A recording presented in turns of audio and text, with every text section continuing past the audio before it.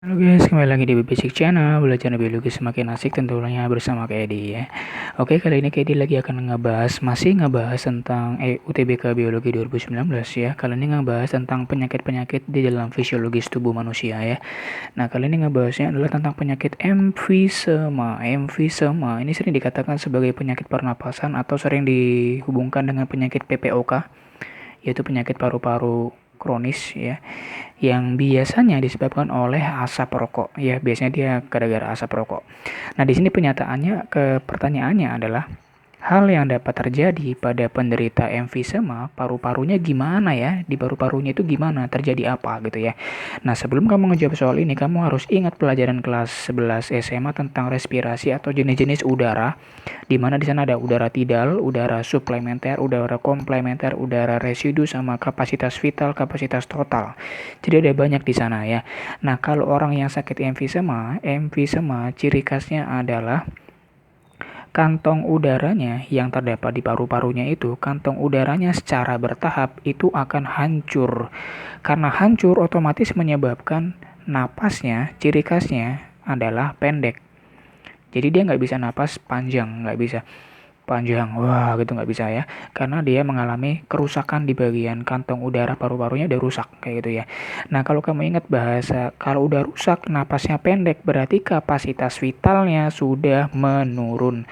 So kalau kamu ngomongin kapasitas vitalnya gimana, otomatis jawabannya turun, nggak boleh tetap, nggak boleh meningkat. Ini yang opsi jawabannya di C dan D, ini kapasitas vitalnya tetap dan meningkat, otomatis jawabannya salah ya, yang C dan D salah. Kenapa vital salah? Vital itu adalah kemampuan kamu menarik nafas, kemudian membuang nafas kamu secara maksimal. Kalau kamu udah kena emfisema, nafas kamu pendek, jadi kamu nggak bisa ngambil nafas panjang atau ngebuang nafas juga yang banyak, nggak bisa. Otomatis kapasitas vital kamu akan berkurang. Jawabannya harus menurun, bukan tetap atau meningkat. Oke. Kemudian kalau kita ngomongin tidal, tidal adalah udara saat kamu bernapas seperti biasa. Contohnya kamu lagi nggak banyak aktivitas, maka kamu dikatakan sedang mengambil udara tidal. Udara tidal biasanya berukuran sekitar 500 cc atau 500 ml ya. Kalau kapasitas vital cenderungnya bisa nyampe 4500 cc atau 4500 ml ya. Nah, kalau yang terakhir itulah kapasitas residu. Udara residu adalah udara yang tersisa saat kamu baru saja melepaskan napas atau saat kamu setelah melepaskan udara, namanya ekspirasi.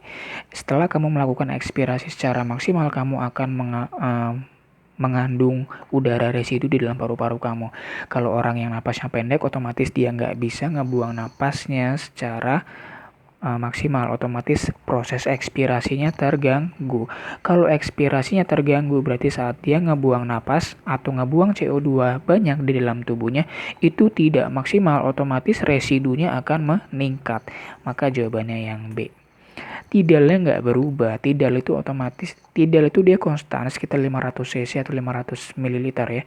Jadi volume tidal atau udara tidal tidak tetap, tidak tetap atau bisa jadi juga meningkat, karena kalau orang yang udah emfisema tidalnya juga akan mengalami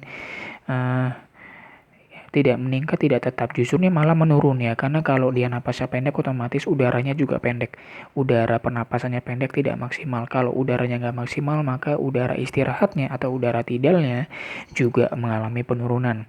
Yang meningkat siapa? Udara residu. Udara residu tadi apa? Udara yang masih tersisa saat kamu baru saja membuang napas atau melakukan ekspirasi secara maksimal. Karena napasnya pendek, tidak bisa ngebuang maksimal, maka otomatis udara tersisa di dalam paru-paru kamu akan meningkat dan tidak terbuang dengan maksimal juga ya. Ini soal emfisema, pelajaran kelas 11 SMA ya.